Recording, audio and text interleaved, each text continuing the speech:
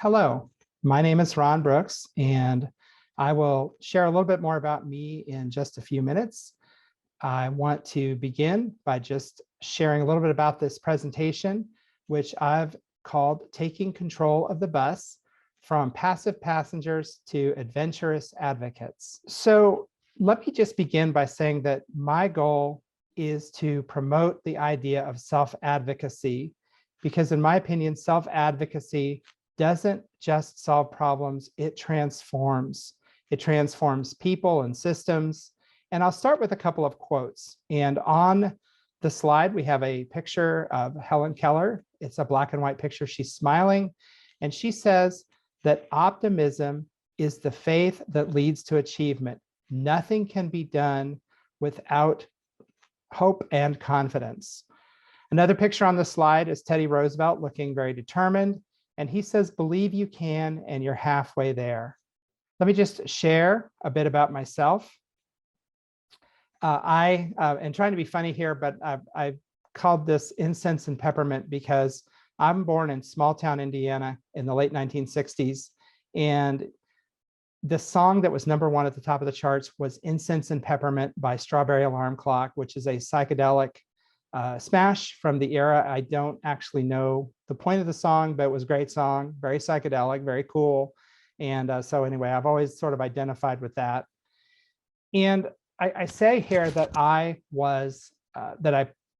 rode bikes, played basketball, and ran into walls. And that is literally and figuratively true.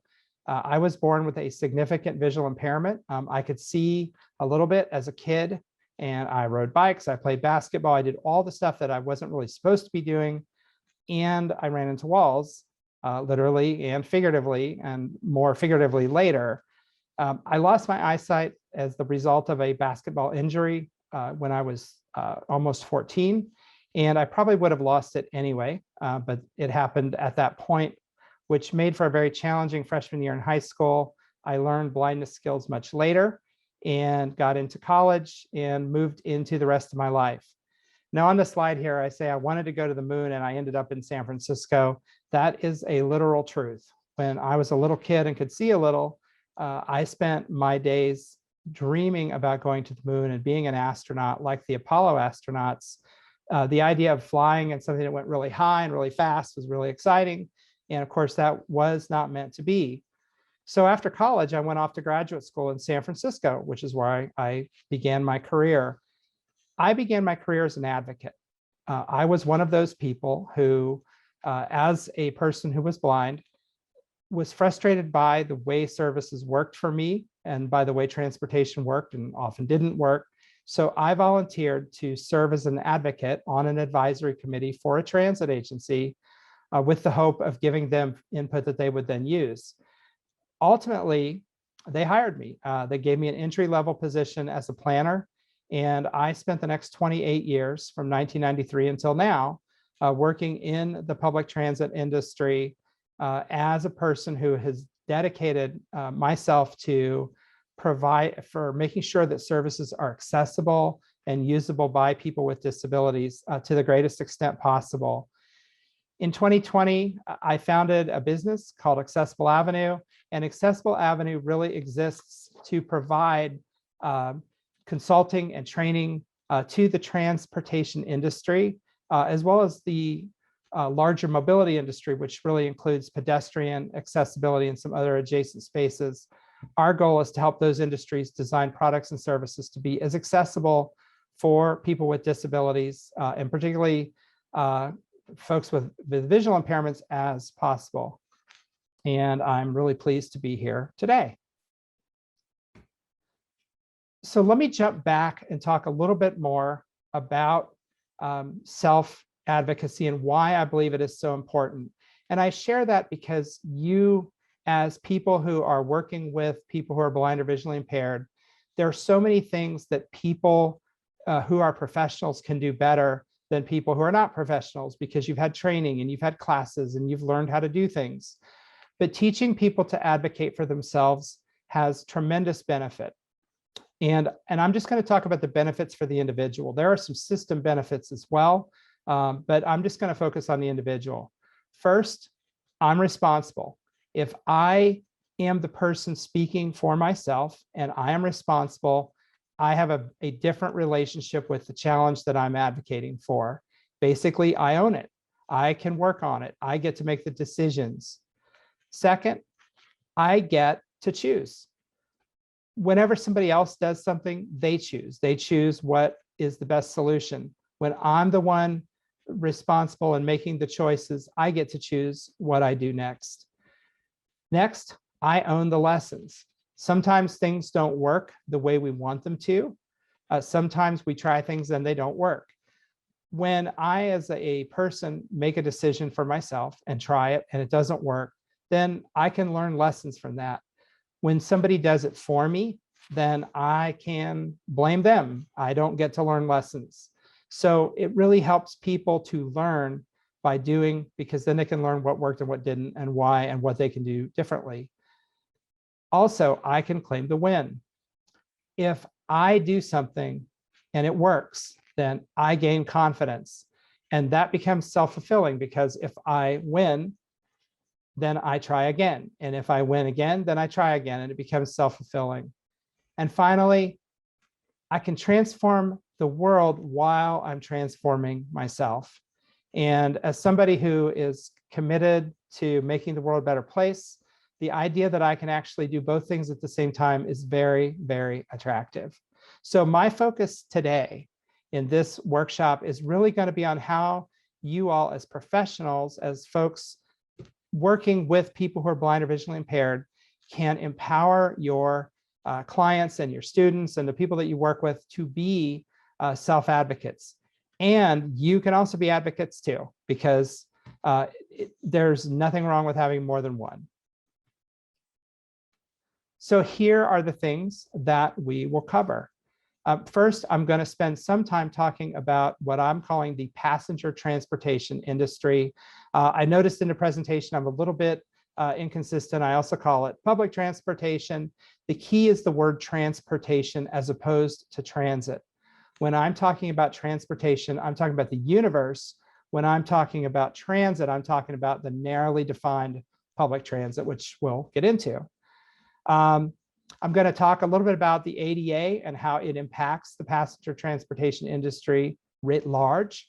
I'm going to talk then much more in a focused way about public transit, which is really the basis for this presentation. So 80% of this presentation is going to be about public transit specifically, because that's the service that most people are going to use. It is the most regulated. It's where advocacy skills can do the most good. And we're going to talk about the types of service that comprise public transit. We will talk about the legal and regulatory framework, talk a little bit about how the services are funded, how they're planned, how decisions are made, all of which affect how to advocate. And so we'll talk about some advocacy skills, also known as what to do when it didn't work. And then we will close by talking about the skills that I believe folks with visual impairments need in order to be effective customers and consumers of public transit and transportation in general. So as I do this presentation, there will be some pictures. I will try to remember to describe those pictures, but they are alt tagged in the presentation. So if you find that I missed one, when you get the presentation, you'll be able to go through it yourself, and those are alt tagged. Okay, so let's talk about public transportation, the big picture. There's really two buckets of public transportation for purposes of this presentation. There's public transit, and then there's what I'm calling private or retail transportation. So public transit, first off, it's created by a public agency. It could be a city, a town, a county, a transit authority, but it's a public organization. It is regulated service. It's regulated typically at the federal level, at the state level, and at the local level. Lots of regulations. In general, they're pretty consistent with each other. Typically, the federal government sets kind of some minimum standards. Some states then add layers, and some localities add as well.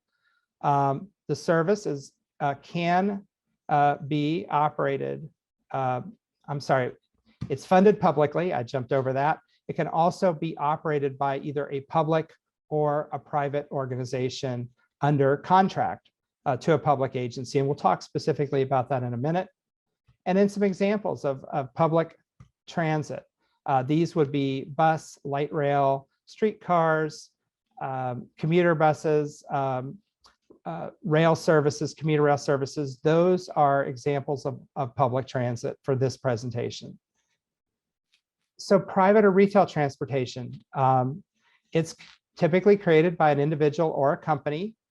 Typically, they are for-profit companies, not always, but usually they are for-profit companies. They may operate public service as a contractor to a public agency. So you can have a public agency like a transit authority that contracts the operation of its service to a private company. Examples of companies that land in the private retail transportation space would be taxis, limousine companies, black car services, Uber, Lyft. All of those services are in the private retail transportation space. So talking a little bit about the legal and regulatory environment, public agencies fall under Title II of the Americans with Disabilities Act.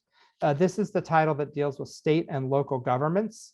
And it is really focused because transit agencies are typically state or local government organizations. This is where they tend to land. The Title II is fairly specific about requirements that apply to the service. So it's very specific things it deals, and we'll get into more of this, but it deals with facilities and fleets and technologies and what has to be accessible and how it has to be done.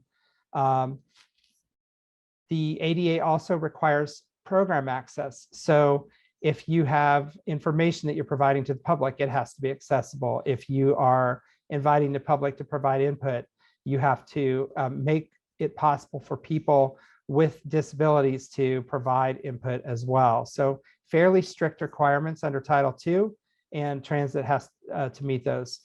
When you're talking about private or retail transportation, it falls under Title III of the ADA, which is the part of the law that deals with private companies that provide accommodations for members of the public. So private transportation lands in the same space of the ADA as hotels or restaurants or amusement parks or movie houses. You know, all of those places are places of public accommodation, but they're privately run.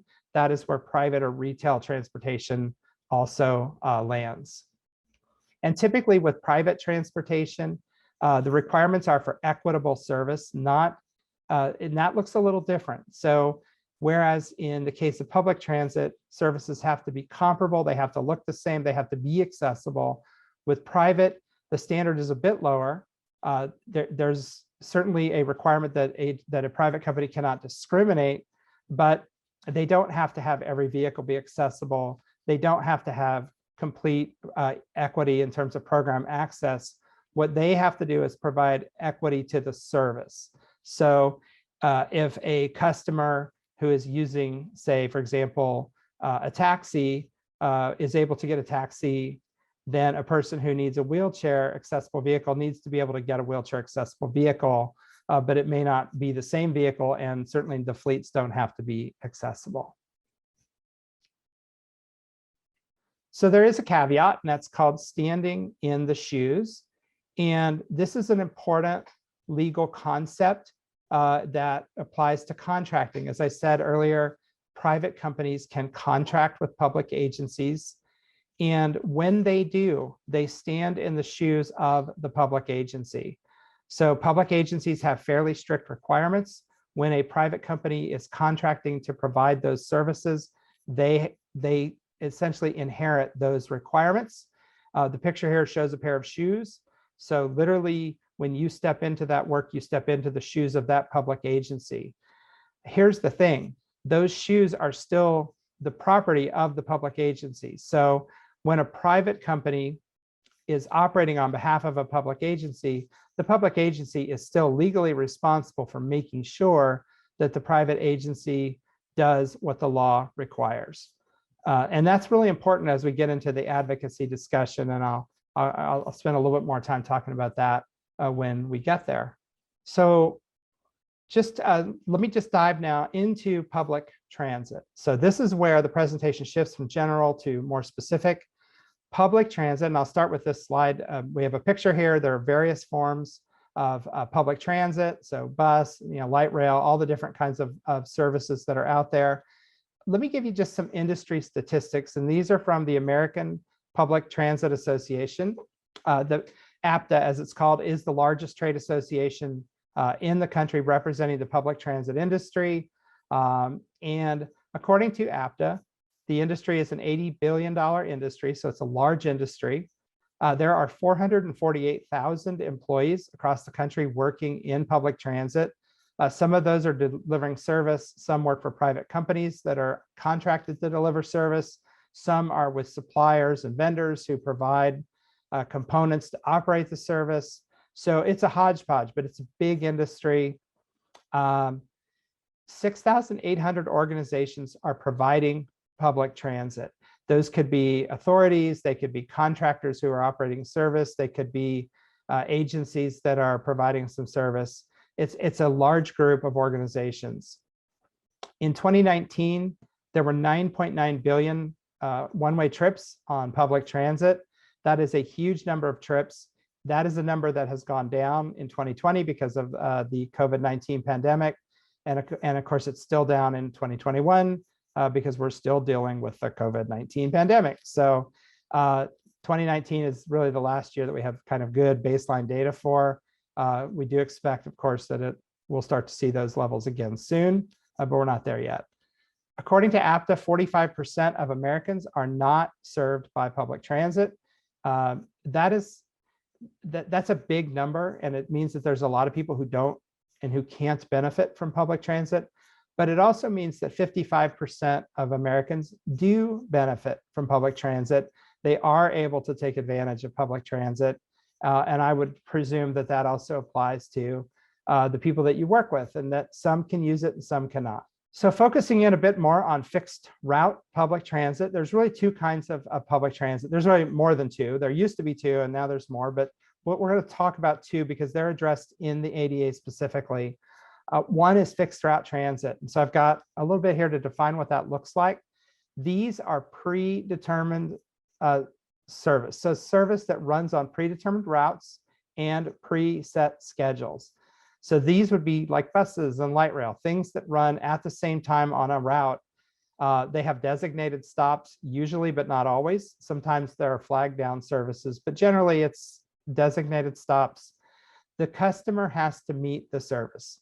The passenger meets the vehicle. And so it basically means that the passenger has to get to a stop or get to a station, meet a vehicle, and board the vehicle and ride the service. The service goes where it goes, and the passenger has to adapt. Typically, service is operated with larger vehicles because it's designed for lots of people to use at the same time. And because of that, it typically costs less to operate than demand responsive service, which we'll talk about next. So demand response service is things like paratransit, ADA paratransit, dial a ride, which is typically like paratransit, but it's service that's door to door for a larger group of people, often seniors or folks in the general public. Shuttles, community shuttles would be an example of demand response. These are typically shuttles that operate in a neighborhood and you have to call ahead to meet the shuttle. Microtransit, which is a new service model, also lands in the demand response space. Typically, microtransit includes an app. A customer books a trip on an app, and the app assigns that trip to a vehicle, and the customer is told where to go to meet the vehicle. So those are all forms of demand responsive services.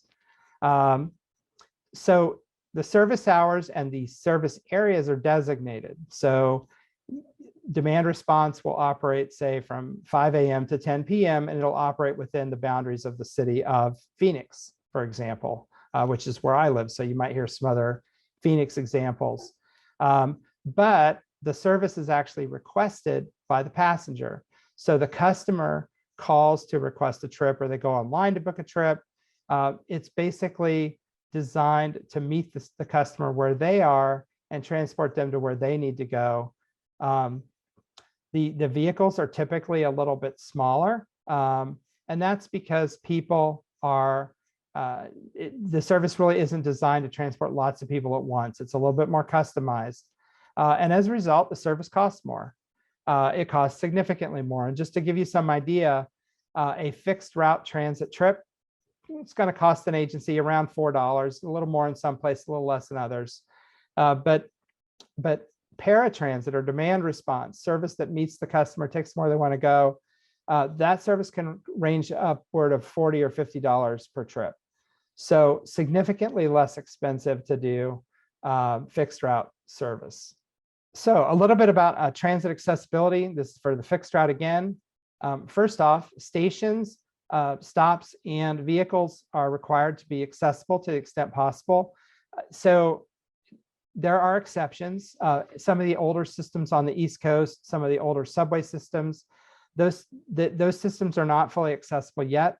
There are now requirements in place, and they've been in place really for about 30 years when the ADA was passed, that as these systems are changed, the stations are replaced or rebuilt, accessibility has to be incorporated, as long as it's not posing an undue financial burden, which that is a term that is defined in the law. But in general, at this point, vehicles are all accessible, stations and stops are mostly accessible, and the law has fairly specific requirements for when they must be and when they should be and when they don't have to be. There are also requirements relating to transit information. So information that is provided to the general public has to be available to people with disabilities. That includes everything from schedules to the route destination signs that are on buses to the announcements of stops. Those all have to be made accessible to folks with disabilities who need that information. Other types of accessibility are information accessibility, websites, things like that. Also priority seating. Customers have to be able to get on, if they have a disability, to get on a bus or get on a train and have a designated seat that's either near the door and or near the driver, so that customers with disabilities can interact with the driver if they need assistance. And speaking of assistance, drivers are required on public transit to provide reasonable assistance, which does not include things, basically, if it's assistance that they are able to provide from their seat while operating a vehicle. So they can answer questions, they can help process fare, like a fare ticket, or help put cash in a fare box, things like that. They are not typically required to leave their seats. There is an inherent right on public transit for folks with disabilities to travel with a PCA, personal care attendant. That could be a reader. That could be somebody who is serving as a guide or a shopper. So those folks are typically do not have to pay on demand response, which we'll talk about in a minute. In many cases, they do still have to pay on the fixed route bus, or transit system. The ADA requires reasonable modification of programs or services for folks with disabilities upon request. When doing so, can improve access when it's necessary by the customer and when it doesn't pose an undue financial burden or operational burden to the agency. And so that could be as simple as, I have diabetes and I need to eat a snack on the vehicle, and you have signs up that say no eating or drinking on the vehicle. I need you to waive that policy so I can have a snack, because if I don't, I'll go into hypoglycemic shock, and that's not good.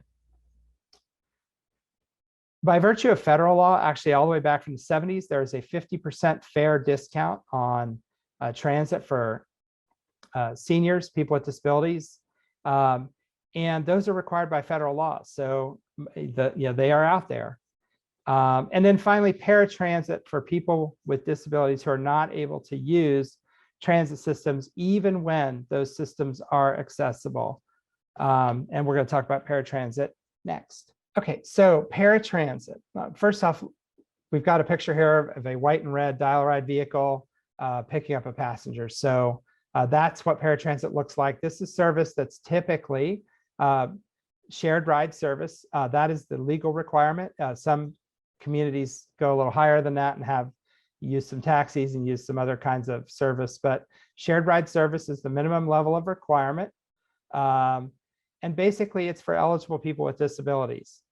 Now, eligibility can be determined locally. So an agency can decide that it wants to use an application to determine eligibility, or it wants to use an in-person assessment, or it wants to use a telephone interview. All of those things are legal and they all happen. The keys are that the federal government sets the rules about essentially who is eligible, and it sets up some guidelines for how long the process can take and what the appeals process has to look like. Paratransit is available when and where fixed route transit is available. So if fixed route transit is available weekdays from 5 a.m. to 10 p.m., then that's when paratransit is also available at a minimum. It can be offered during a larger set of hours or in a larger area, but it has to operate when and where paratransit operates. Trip times can be negotiated. So paratransit is based on a customer calling and requesting to be picked up at a certain time. Agencies can negotiate. Can negotiate up to 1 hour either side of that requested time. And that's to accommodate shared rides. So people with disabilities, have the ability to use the service, but it may be that the trip is offered at a different time. And customers need to understand that because they have to plan for that potential when they book service. Travel times can be comparable to the time that the same trip would take on public transit. So it's not looking at the drive time from point A to point B. It's literally, if I took this trip on public transit, I'd have to leave my house, walk a certain distance, take a bus, transfer, take another bus, walk another piece of distance, and however long that takes is how long my trip can take. That's the requirement that agencies have to meet. So the service can go anywhere. There are no limitations on trip purpose. There are no limitations on the number of trips that a customer can take. There are no waiting lists, and trips cannot be denied. However, fares can be as much as twice the non-discounted fixed route fare for a comparable trip on transit. So if my trip on the bus costs $2, my paratransit ride could cost $4. And if there's a 50% fare discount, that means what would cost me $1 on the bus system could cost $4 on paratransit. So it's really to our customers' advantage to use fixed route public transit when they can and paratransit when they must, because it does cost considerably more money to use it. So let's talk a bit about emerging services. And these are emerging services because they have emerged since the passage of the ADA. And I've got a few examples listed here. Microtransit is an emerging service. We talked a little bit about that earlier. Other first and last mile solutions. These are basically approaches that agencies can use to get people to and from a transit network. Often you'll see these in suburban areas where a transit agency might set up a relationship with Uber or Lyft to get you from the transit center to your home and back again. So these services, by and large, did not exist when the ADA was passed. So the ADA doesn't specifically discuss them. However, there are some concepts within the ADA and federal law and how things are being interpreted, which do seem to affect this, the requirements that these services must meet. In general terms, and these are just general because the guidance is still evolving, there is a requirement that these services be accessible when possible, but they don't have to be 100% accessible. For example, a service like Uber should address accessibility to the extent that it's able, but there is a recognition that not every vehicle in the Uber platform is going to be accessible. So in addition to creating that type of accessibility. There's a requirement for accessibility for folks that use wheelchairs. There is a requirement that websites and mobile apps are accessible. And there's a requirement that services are equitable for people with disabilities, for people who may not have access to smartphones, for people who may not have access to banking services, or people that have limited English proficiency. So those are all expectations that appear to apply to some of these evolving services. And again, the laws are also evolving, so that could still change.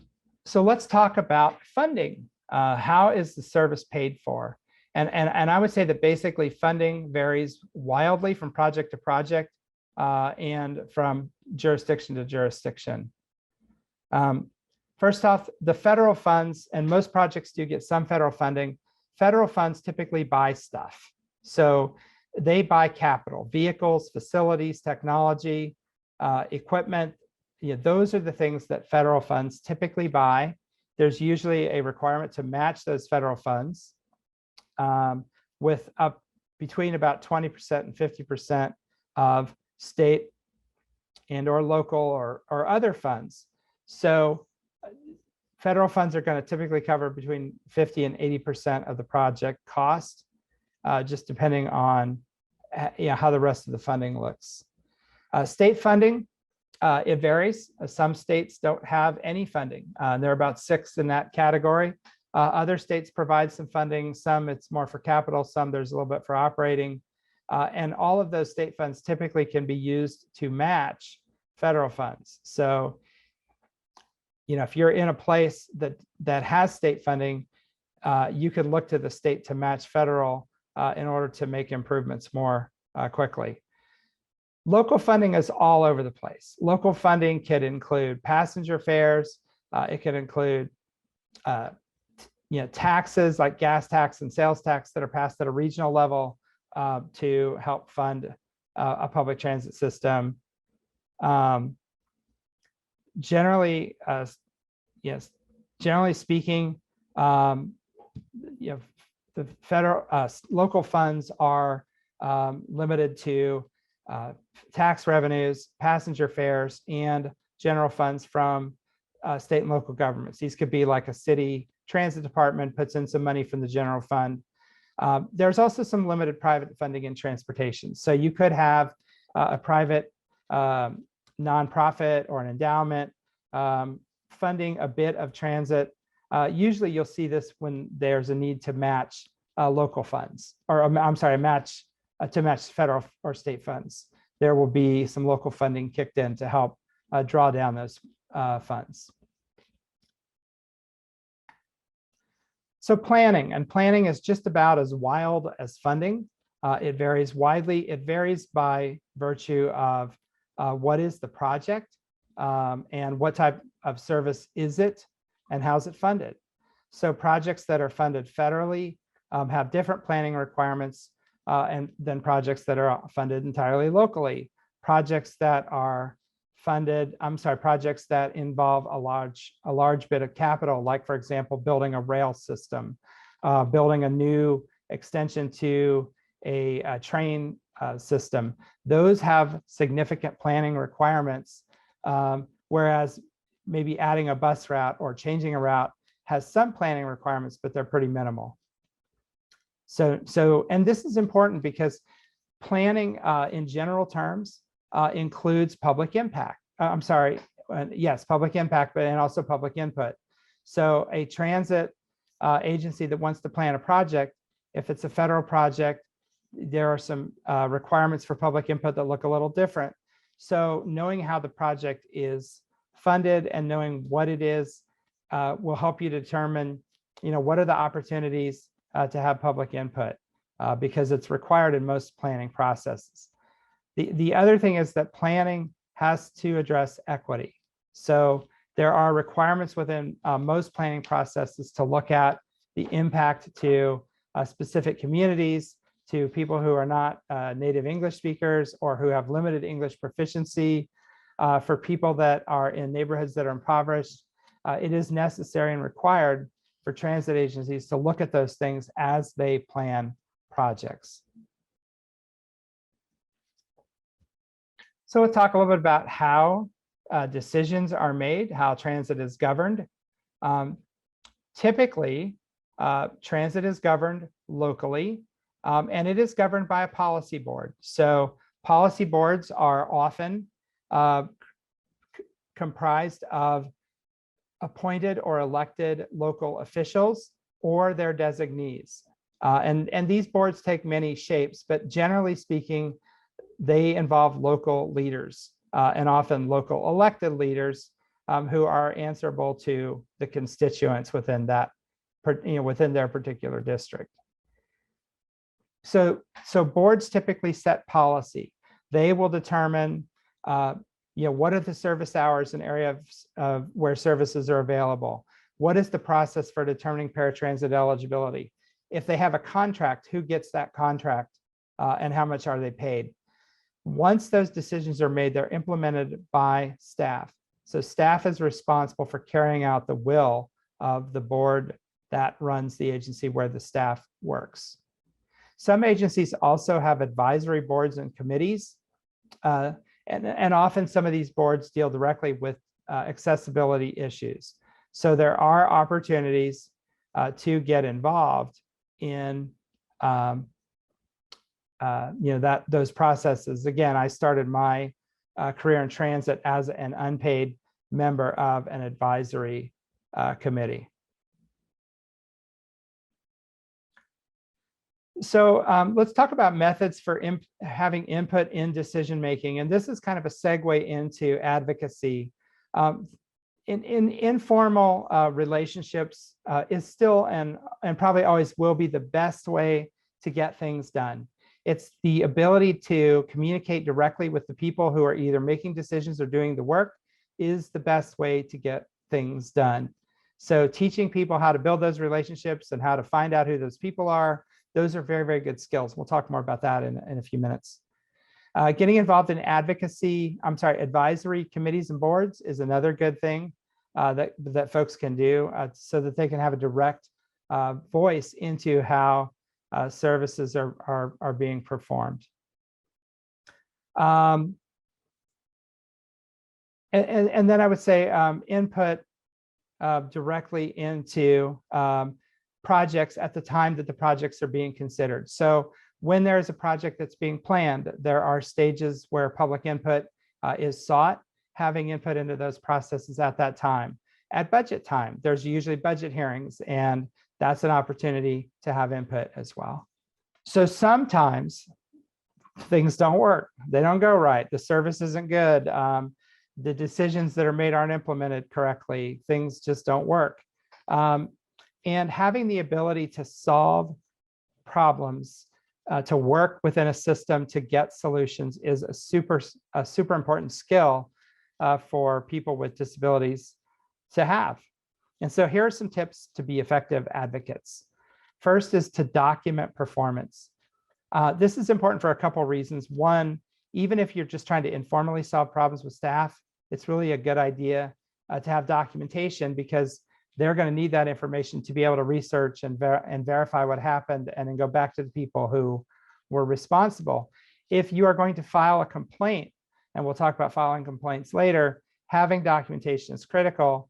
And in some cases, people who might investigate complaints won't unless they have documentation that shows whatever it is that you're complaining about is not just a one-time thing. It actually is something that happens with regularity. So documenting what happened, when it happened, where it happened, and why it's a problem is critical.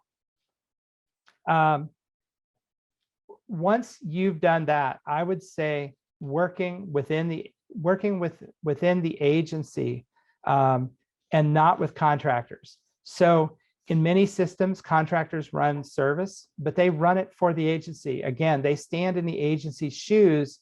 The agency still owns the shoes, and the agency still has all those same legal requirements.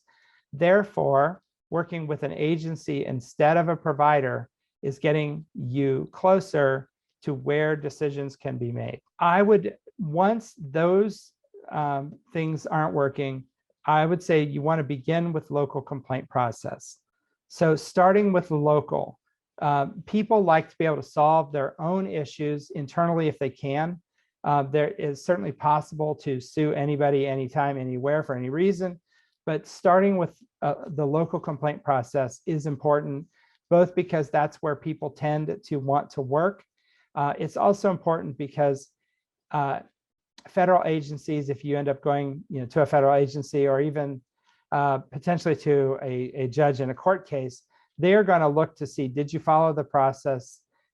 Have these folks had time to correct the issue? So again, I'd start local, and then I would go to next steps if necessary. And here are some of those next steps. And you can take these really in any order, but I've kind of listed them in the order that I think they make sense, but you can do these simultaneously, depending on what the issue is. And certainly this is an area where you might want to get advice from somebody who has some specialty, because you want the issue to be resolved. And depending on how it's presented, where it's presented, to whom it's presented, can impact that that process about whether or not it gets done correctly. So assuming that you are escalating, one thing, and one of the first things you may want to consider doing, is filing a formal ADA or civil rights complaint. These are processes that are mandated for agencies that receive federal funds. And basically, it's just a formal process. The government basically does require a 7-step process for reviewing and resolving the comment. And they're they're pretty careful about monitoring that when they do audits. So every agency has or is supposed to have a formal ADA and civil rights complaint process. Usually it's one process for ADA and a slightly different one for civil rights. But it's structured, and it requires the agency to provide a response, and for a provider to address the issues that led to the poor service, if in fact there was poor service. So start with that. In addition, you may want to consider a note to agency leadership, and that could be a CEO of an agency, it could be a board member, but somebody in a responsible position that says, hey, I've had these issues, I filed complaints, they've not been resolved, I've now escalated. It helps those leaders have a perspective, and it helps create some urgency.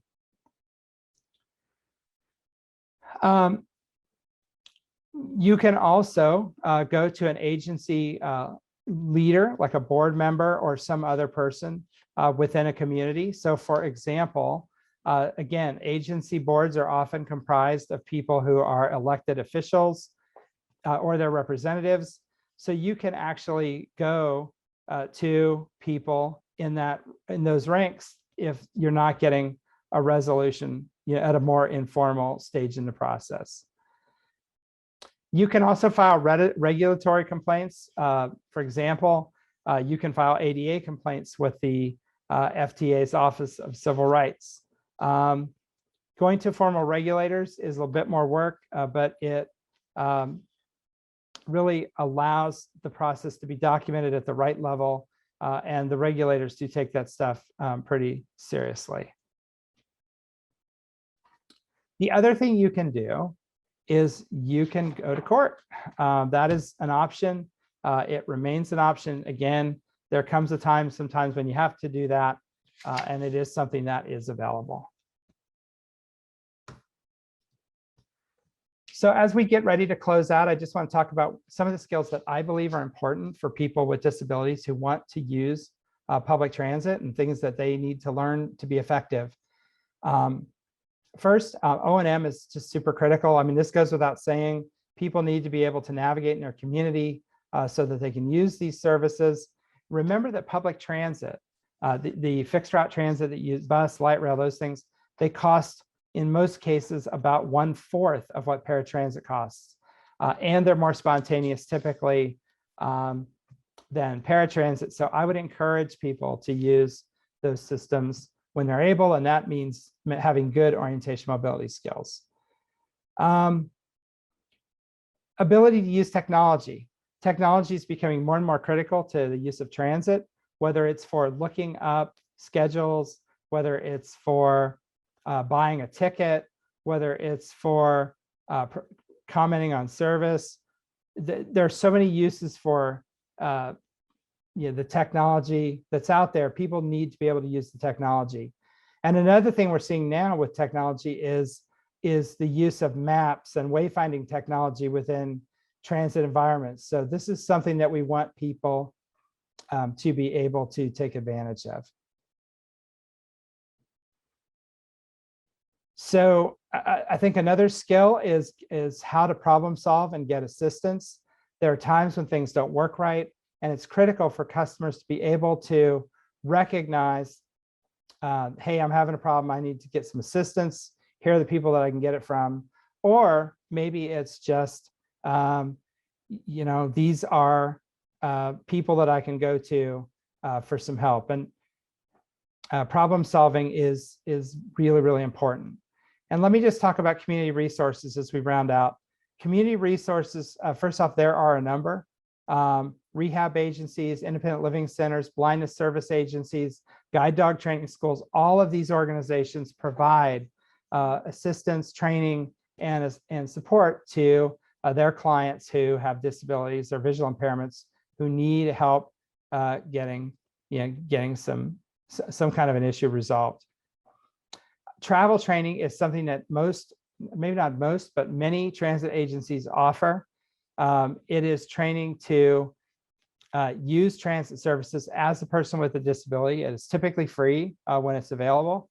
And it just helps people understand what to expect when they use public transit and how to plan accordingly. And then finally, consumer organizations. The ACB, the NFB, these organizations are super important because they can help people with disabilities connect to other people who have experienced some of the same issues. But these organizations can also get involved as advocates and help when there's a bigger issue that the customer needs some help with the advocacy. So I'll close here. This is my contact information. Feel free to reach out. And we have just a little bit of time left for questions and answers. So I will thank you for your attention, and we will jump into the Q&A.